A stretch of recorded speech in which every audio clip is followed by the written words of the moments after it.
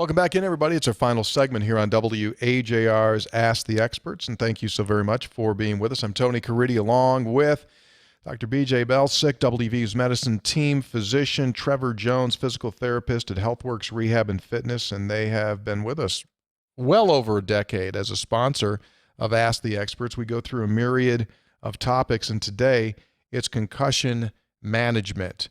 Now, besides being a world-class physical therapist, Trevor also has a specialty in the vestibular system. What's that? I said. All right. It's not as complicated as you think, but it's got everything to do with standing up straight and being on balance.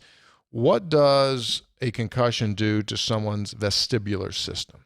So the vestibular system, Tony, is in the inner ear, and so that kind of directs your balance, and it also tells the brain where your head is in space. So when you bend over, you look up, you turn side to side, squatting, those types of things. Any movement-based activity with your head, your vestibular system is sending signals to the brain to tell you what's happening. So there's another connection between the brain and the eyes, and that coordinates with the vestibular system. So if I turn my head to the right, my eyes should be able to turn to the left and still keep the visual. So you think about checking your blind spot in your car, or if you're a catcher and you're turning to throw the ball to third base really quickly, your eyes have to catch up. So if your vestibular system is not in sync with your eyes and your brain, you're going to have dizziness, you're going to have blurred vision. Some people complain of being slowed down or fogginess. So when you're not in sync with your vestibular system, those are some of the symptoms that you get in addition to balance issues. And those are issues oftentimes that we talk about in vertigo as well, right? Correct. Yeah. The vertigo, when people think of vertigo, they're thinking of BPPV. And that's when the crystals come out. So the benign paroxysmal positional vertigo. So some of those symptoms can come along as well. And you can actually have BPPV with head trauma. It's actually more likely to come on if you've had a trauma. And they could knock, I would imagine the force could knock the crystals offline, correct? Exactly. That's what's happening. And so this is off the topic, but I would imagine then the vestibular system is also what goes awry when someone suffers through motion sickness. Yeah, the vestibular system is involved.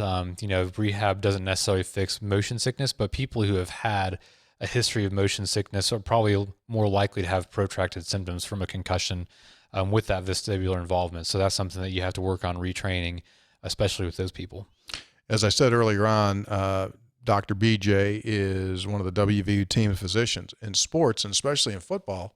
Well, only in football, they say, if you've got two quarterbacks, you don't have one. That's what they say. Now, here's another thing. If you've had 3 concussions, are you done? So I think that's a very common thought that people have. There was probably some data early on that maybe supported that, and I think it varies. And again, it's all on a case-by-case basis.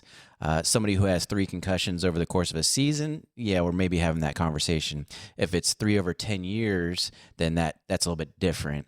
And it depends on what their goals are in life, how old they are at the time, and how severe their symptoms are. If they get a concussion and it takes them 6 months to a year to get better, then we're probably having that conversation. So again, 3 is often thought to be the magic number, but it's not currently what we're using. All right, as we close this out, to receive the optimum care, if someone has suffered a concussion, someone that they've known has suffered a concussion recently, you mentioned that you guys have a concussion group that oversees this thing. What's the best thing to do as far as contact goes? So calling into WVU Sports Medicine, we'll get them with Dr. Balick and some of the guys over there as far as the primary care sports medicine. Then obviously here at HealthWorks, I'm the main physical therapist that works with that at the Maple Drive Clinic. Obviously we can work with anybody with a concussion at any of our locations, but our primary spot is at the Maple Drive location, so they can call our main number and get on the schedule, and we'll do an evaluation and come up with a treatment plan.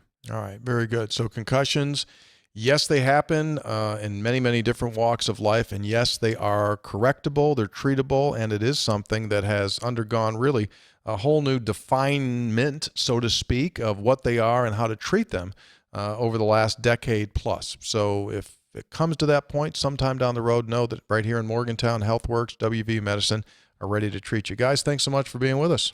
Thanks for having us, Tony. Thanks. That's our pleasure.